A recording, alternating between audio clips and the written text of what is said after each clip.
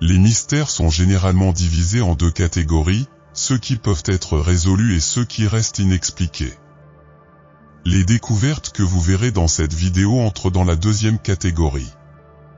Ce sont des reliques énigmatiques d'un monde oublié, et bien que nous ayons réussi à déchiffrer certains détails, leur véritable signification reste un mystère. Il s'agit d'une vidéo à explorer et à découvrir, alors commençons. Numéro 1.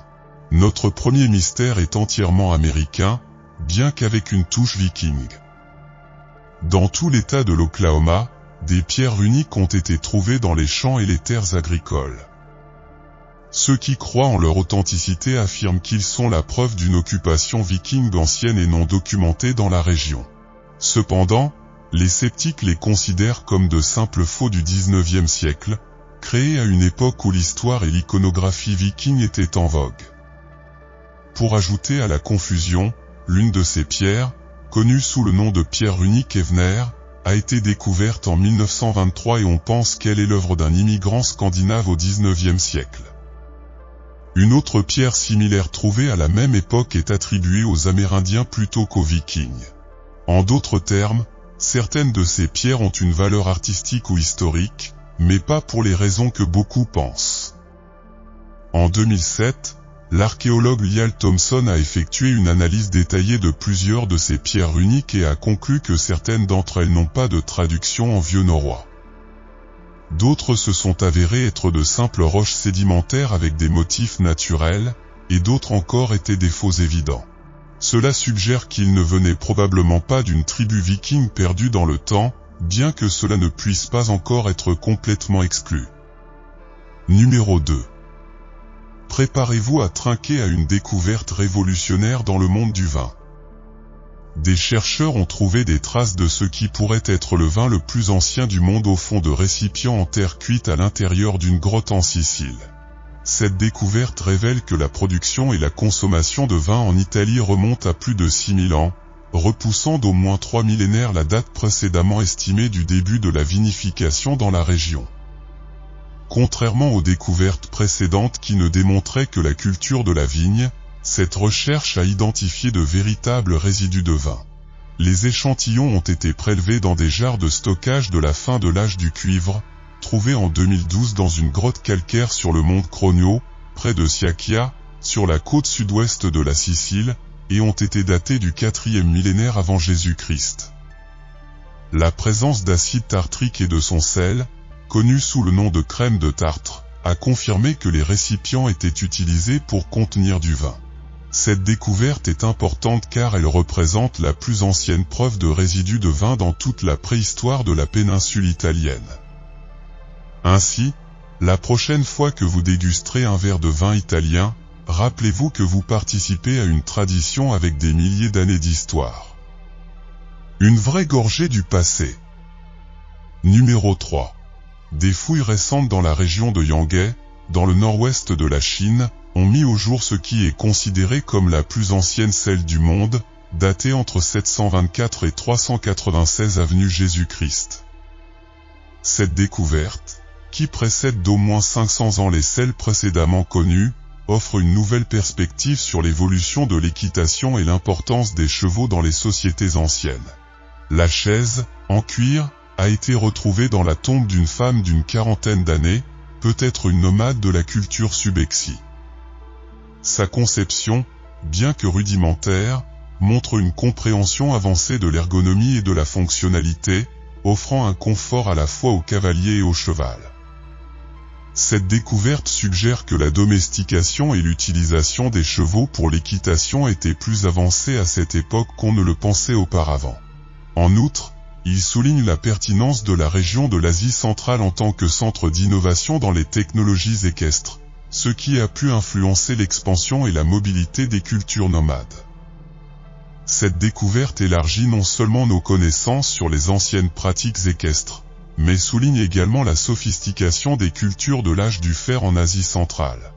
La conservation de la chair offre une occasion unique d'étudier les techniques de fabrication et les matériaux utilisés à cette époque, offrant une fenêtre sur le passé de l'humanité et sa relation avec les animaux. Numéro 4. Le Le trésor de Seaton, en novembre 2013, Laurence Egerton, passionné de détection de métaux, s'est rendu dans un champ près de chez lui à Seaton, dans le Devon, en Angleterre, avec son détecteur à la main. À son retour, il découvrit l'une des plus importantes trouvailles de pièces de monnaie romaine jamais trouvées dans les îles britanniques.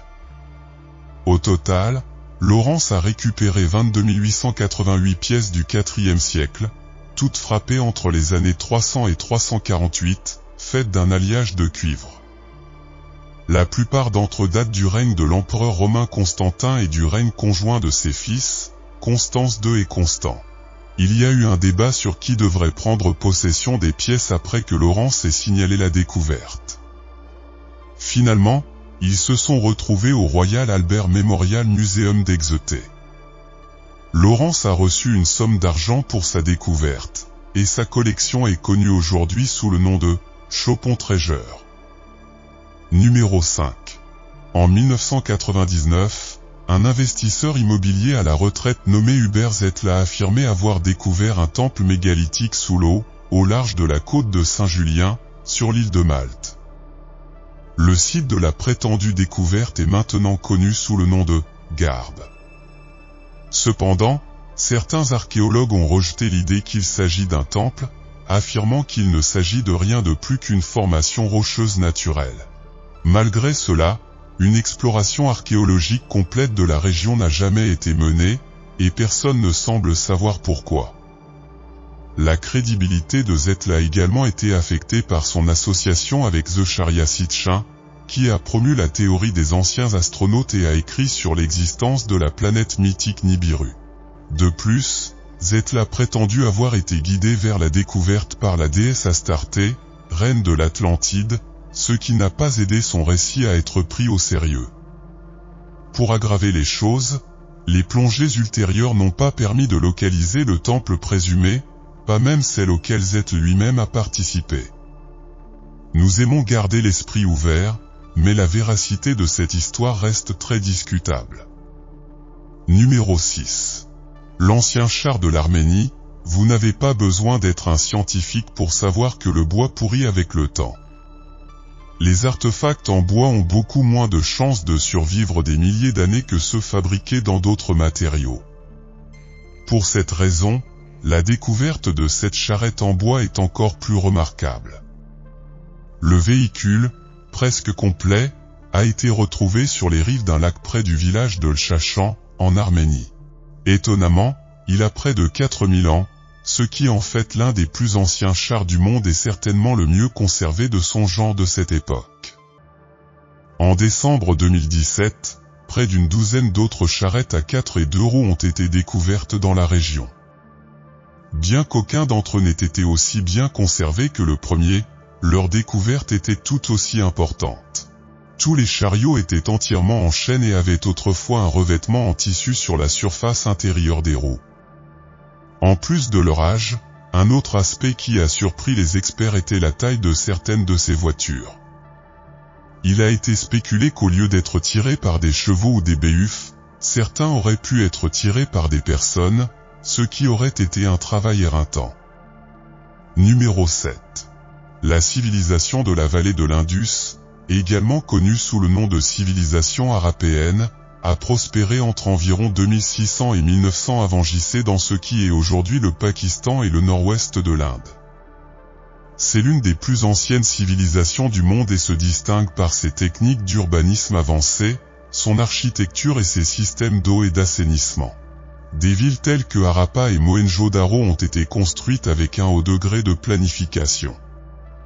Ils avaient des rues droites, des systèmes de drainage sophistiqués et des structures en briques bien organisées. Les maisons étaient faites de briques cuites uniformes et beaucoup avaient des salles de bain et des systèmes d'égouts.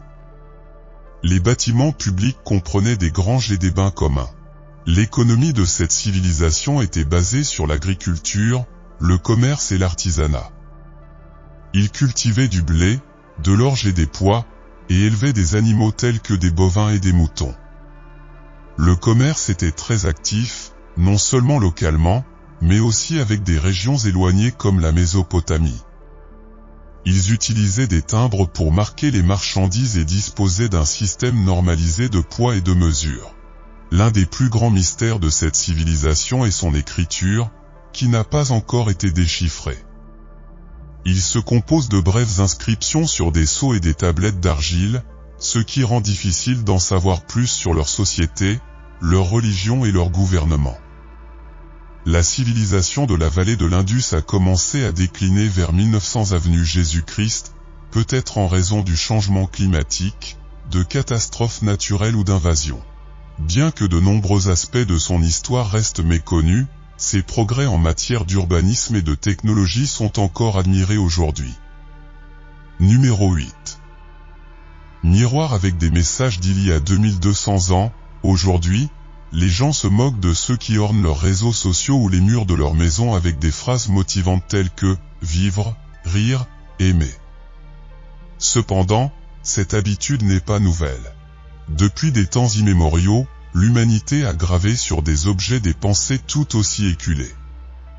Un exemple en est une collection de 80 miroirs en bronze découverte en avril 2021 dans un cimetière de la province du Shaanxi, en Chine. On pense que les tombes d'où proviennent ces miroirs appartiennent à la période des royaumes combattants, ce qui signifie qu'elles ont environ 2200 ans. Bien que de nombreuses tombes aient été pillées dans l'Antiquité, les miroirs sont restés intacts, peut-être en signe de respect. Les archéologues modernes n'avaient pas de telles réserves et les ont récupérées à l'endroit où elles avaient été placées à côté des têtes des défunts. Certains miroirs avaient encore des traces de soie, ce qui suggère qu'ils étaient enveloppés dans des sacs en soie avant les funérailles. Des miroirs ont été trouvés dans les tombes des hommes et des femmes, indiquant que leur signification symbolique était universelle. Parmi les phrases gravées sur ceux-ci, on trouve des vœux tels que « bonheur éternel »,« vivre longtemps dans la mémoire » et « richesse pour ma famille ». Numéro 9. Le mystère de la coupe de Lycurgue. Il n'y a pas de réponse unique à la question de la couleur de la coupe de Lycurgue. Selon l'angle sous lequel il est vu et l'éclairage qu'il reçoit, il peut sembler être de deux couleurs différentes. Cette relique vieille de 1600 ans a déconcerté ceux qui l'ont vue pendant des siècles. La tasse était faite de verre dichroïque, un matériau qui réfléchit la lumière de différentes manières. Si elle est éclairée par l'arrière, la couronne semble verte, mais si la lumière tombe directement sur sa surface, elle acquiert un ton rouge intense. L'artisan qui l'a créée comprenait presque certainement les effets du verre qu'il utilisait, bien qu'il ne connaisse probablement pas la science derrière son comportement optique. Les archéologues n'ont jamais trouvé d'autres pièces similaires, ce qui n'est pas surprenant compte tenu de la fragilité du matériau. Cela soulève la question suivante: s'agissait-il d'une création unique d'un ancien maître verrier romain? Peut-être que quelqu'un, il y a des siècles, a compris le potentiel du verre et a su le transformer en quelque chose de vraiment beau. Numéro 10. L'énigmatique tablette de Kish. La tablette de Kish, un artefact en calcaire découvert dans l'ancienne ville sumérienne de Kish en Irak, a semé la confusion quant à la date exacte de sa découverte. Certaines sources suggèrent que c'était en 1923, tandis que d'autres mentionnent 1933. Les scientifiques ont daté la tablette de la période d'Uruk, il y a plus de 5000 ans. Selon la plupart des experts en langues et cultures anciennes, il est considéré comme le plus ancien document écrit au monde, ce qui en fait une découverte d'une grande importance.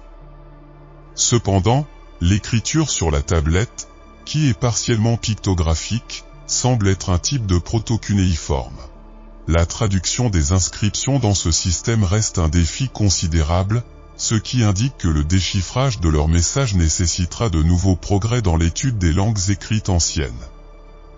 Par conséquent, bien qu'il soit fort probable que la tablette de Kish contienne des informations précieuses, il n'est toujours pas certain que nous puissions un jour comprendre pleinement son contenu. Numéro 11. La mystérieuse épée à 7 branches. Notre prochain artefact énigmatique est l'épée à 7 branches, également connue sous le nom d'épée Chichichite. Selon la légende, cette épée de cérémonie a été donnée à un souverain de la province de Yamato au Japon par un roi du royaume de Baekje, dans ce qui est aujourd'hui la Corée du Sud. L'existence de l'épée est déjà mentionnée en 720 après JC dans le Nihon Shoki, chronique du Japon, un texte historique qui affirme qu'elle a été accordée dans la 52e année du règne de l'impératrice Jing. Cependant, ce personnage est considéré comme largement mythique, ce qui rend incertaine toute datation basée sur son règne. L'épée mesure près de 4 pieds de long et est faite de fer. Sa caractéristique la plus distinctive sont les 6 protubérances qui dépassent de la feuille centrale, lui donnant l'apparence de branches. Il est considéré comme une relique de grande valeur et, par conséquent, n'est pas exposé au public. Il est conservé à l'abri au sanctuaire d'Izonokami dans la préfecture de Nara. Sur l'un de ses côtés, l'épée porte une inscription qui a été traduite par « À midi le 10e jour du 11e mois, en la 4e année de Taïwa, cette épée a été forgée à partir d'acier trempé 100 fois. Cette épée repousse 100 soldats ennemis et est décernée au duc, seigneur de la fortune. » L'inscription indique clairement que l'épée était destinée à être un cadeau, mais il reste un mystère de qui l'a accordée et à qui elle était destinée. Numéro 12. Le mystère du disque céleste Nebra. Il fut un temps où nous pensions comprendre la signification de ce qu'on appelle le disque céleste Nebra. Les experts étaient à peu près sûrs qu'il avait environ 3600 ans et qu'il représentait le Soleil, un croissant de lune et les étoiles des Pléiades. Cependant, en septembre 2020, toutes ces théories ont été remises en question. 2 chercheurs de l'université Goethe de Francfort, en Allemagne, ont conclu que le disque est en fait 1000 ans plus jeune qu'on ne le pensait auparavant, ce qui le placerait à l'âge du fer. Ce changement dans sa datation modifie non seulement son âge, mais remet également en question les interprétations astronomiques précédemment acceptées de sa signification. De plus, de nouvelles questions se posent sur son origine. Le disque a été découvert en 1999 en Saxe-Anhalt, en Allemagne, mais le cuivre utilisé dans sa fabrication provient d'Autriche, tandis que l'or et le bronze proviennent de Cornouailles, en Angleterre. Quelqu'un a rassemblé des matériaux de diverses régions pour le créer, ce qui indique sa grande importance. Si nous nous trompons dans sa datation de 1000 ans, alors nous devons nous demander si les étoiles qui y sont représentées correspondent vraiment aux Pléiades. Pourrait-il symboliser quelque chose de complètement différent? Numéro 13. Nous savons que les anciens habitants de l'Écosse s'appelaient Pictes, mais au-delà de leur nom, nos connaissances à leur sujet sont limitées. Presque tout ce que nous pensons savoir provient d'archives romaines biaisées, ce qui rend notre prochaine découverte d'autant plus importante. Il s'agit d'une pierre picte sculptée et gravée, trouvée près du site possible d'une ancienne clé de bataille de la formation de l'Écosse que nous connaissons aujourd'hui. Plus précisément, la découverte a été faite dans un champ à Aberlemno, près de Forfar. Les marques sur sa surface ont été interprétées comme des représentations de scènes de la bataille de Nechtansmer, qui s'est déroulée au 7e siècle. Dans cet affrontement, le roi picte Bridey mac Bailly vainquit Ecgfrith, roi des Anglo-Saxons. Cette victoire empêcha l'avancée anglo-saxonne vers le nord et donna le temps et l'espace nécessaires à l'Écosse pour se consolider en tant que territoire, en opposition aux ambitions anglo-saxonnes. Comme les Pictes n'avaient pas de langue écrite et n'ont laissé pratiquement aucune trace historique, cette pierre est une découverte extraordinairement rare et précieuse. Numéro 14. Une découverte surprenante en Égypte. Notre prochaine découverte nous emmène en Égypte, où une série de bâtiments administratifs et de silos ont été découverts à Komombo, sur les rives du Nil. Dans les temps anciens, cette région était connue sous le nom de Nopt, ce qui se traduit par « la ville de l'or ». Les bâtiments et les pièces nouvellement découverts ont été datés de la première période intermédiaire, qui a commencé vers 2180 avenue Jésus-Christ et a duré jusqu'à environ 2050 avenue Jésus-Christ. Le site comporte 20 silos qui semblent avoir été utilisés pour stocker le grain. Le nom de « Cité de l'or » vient de l'importance commerciale de cet endroit dans l'Égypte ancienne, mais à son apogée, il s'est également distingué comme un centre agricole clé. Cependant, tout n'était pas prospérité à Nopt. Les fouilles ont révélé la présence d'os de rats et d'excréments fossilisés à l'intérieur des silos, indiquant que l'infestation de rongeurs était un problème important à l'époque. Les richesses générées dans cette ville ont permis de financer la construction du temple de Kom-Ombo, l'une des structures les plus remarquables de la région, dédiée au dieu crocodile Sobek. Numéro 15. Le poignard Inge, une icône du Danemark. Nous explorons à la fois des découvertes récentes et anciennes, et celle-ci nous ramène en 1867, lorsque le poignard Inge a été trouvé sur l'île danoise de Fioni. Les experts considèrent qu'il s'agit du meilleur exemple existant d'un poignard en silex en forme de queue de poisson, et estiment qu'il date de la fin de l'âge de pierre nordique, ce qui lui donnerait un âge d'environ 3800 ans. Au Danemark, le poignard Inge est considéré comme une icône culturelle nationale, à tel point que son image apparaît sur le billet de 100 couronnes du pays. Sa description comme un poignard à queue de poisson est due à la forme de sa poignée, bien que l'on puisse également affirmer que la lame elle-même rappelle la silhouette d'un poisson. On pense que son design a été inspiré par des poignards en bronze fabriqués ailleurs en Europe.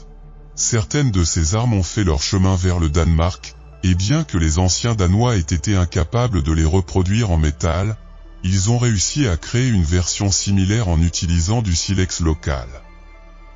Des poignards de ce style ont continué à être fabriqués dans la région même pendant l'âge du bronze, ce qui montre que leur conception était suffisamment efficace pour durer plusieurs siècles.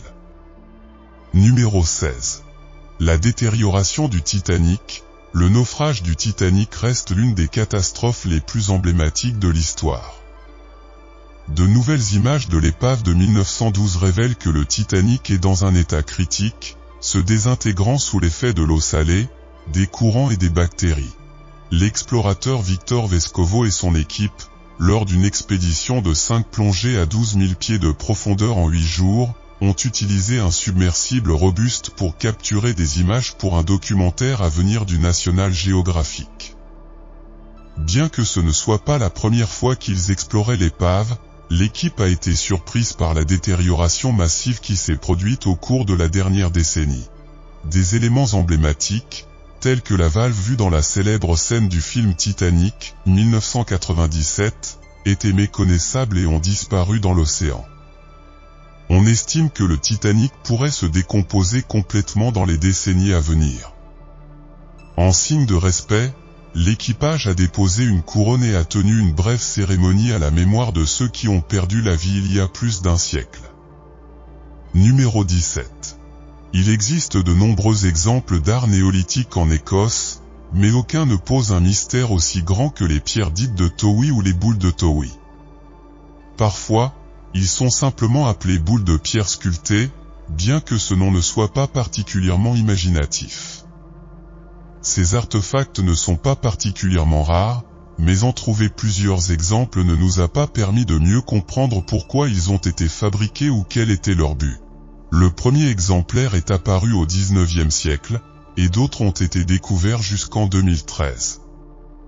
Ils sont assez petits pour tenir dans la paume de votre main, avec un diamètre moyen de 5 à 12 cm, et peuvent être constitués d'une variété de roches courantes, comme le granit ou le grès. Plutôt que d'être complètement sphériques, ils sont décorés de zones en relief et de motifs complexes de lignes et de cercles. Des motifs similaires ont été trouvés dans des artefacts appartenant aux Pictes, qui habitaient l'Écosse il y a environ 2800 ans, mais les boules de pierre sont beaucoup plus anciennes, certaines datant de plus de 5000 ans.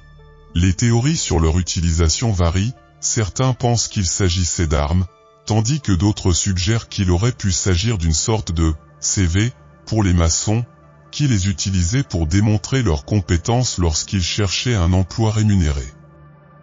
Numéro 18. Le reliquaire en or du cœur d'âne de Bretagne. Vous vous souvenez peut-être de cet artefact pour avoir fait la une des journaux en 2018, lorsqu'il a été volé dans un musée en France. Le vol a suscité l'inquiétude dans tout le pays, mais heureusement, l'objet a été retrouvé une semaine plus tard. Ce n'était pas étonnant, il s'agit d'un objet unique en son genre, un cœur humain contenu dans un reliquaire en or massif couronné d'une couronne.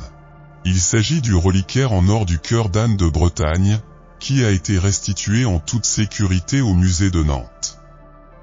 Anne de Bretagne a été un personnage clé de l'histoire de France, elle est la seule femme à avoir épousé 2 rois de France, ainsi qu'à avoir épousé un empereur du Saint-Empire romain germanique. Il est décédé en 1514, et sa mort a été considérée comme une si grande tragédie nationale que la période de deuil officiel a duré plus d'1 mois. Dans son testament, Anne précise que son cœur doit être extrait et placé dans un récipient en or massif, pour être ensuite envoyé à la ville de Nantes et déposé dans le tombeau de ses parents. Bien que le reliquaire ne soit pas dans la tombe, au moins il est toujours dans la même ville, conservé dans le musée. Numéro 19. Le gâteau aux fruits centenaire. Le gâteau aux fruits est célèbre pour rester comestible pendant longtemps, mais même en tenant compte de cela, n'importe qui aurait de sérieux doutes sur l'essai de celui-ci en particulier. Ce gâteau a plus d'1 siècle et a été trouvé dans une cabane au Cap Adar, en Antarctique, en 2017. Il s'agit de la cabane Borchgrevink, construite par l'explorateur norvégien Karsten Borchgrevink en 1899 et utilisée plus tard par d'autres expéditionnaires. Il s'agit en fait de la plus ancienne structure artificielle de l'Antarctique. Borchgrevink n'a pas fait ni porter ce gâteau.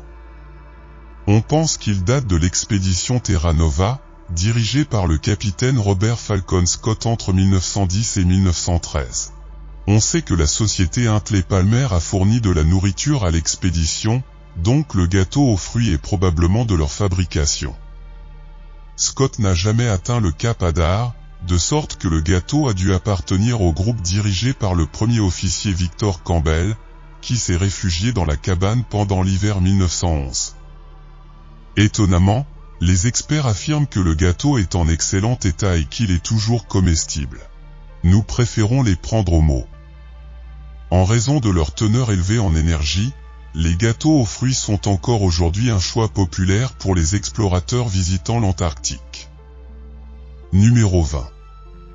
La boîte à lunch de l'âge du bronze. Poursuivant sur le thème de la nourriture, parlons de ce que l'on peut découvrir en examinant le contenu d'une boîte à lunch de l'âge du bronze. Ce navire particulier a été découvert en 2012, lorsque la fonte d'un glacier dans le col du Lötschberg, à 2400 mètres au-dessus du niveau de la mer, a révélé sa présence dans les Alpes bernoises. Il s'agit d'une boîte circulaire réalisée avec 3 types de bois, la base est en pin, les côtés sont en saule et les coutures sont en mélèze. Grâce au bois, les scientifiques ont pu effectuer des tests au radiocarbone, confirmant que la boîte a au moins 4000 ans. Plus surprenant encore, la glace qui a préservé le bois a également conservé des traces du contenu d'origine. Des traces de goudron ou de scorie ont été trouvées attachées aux surfaces internes de la boîte, suggérant qu'elle était utilisée pour stocker ou transporter des grains entiers. La découverte soulève une grande question pour les historiens, y avait-il une route commerciale reliant les hauts plateaux des Alpes aux vallées? Ou était-ce simplement un voyageur préhistorique qui a fait sa boîte à lunch avant de partir pour un long voyage?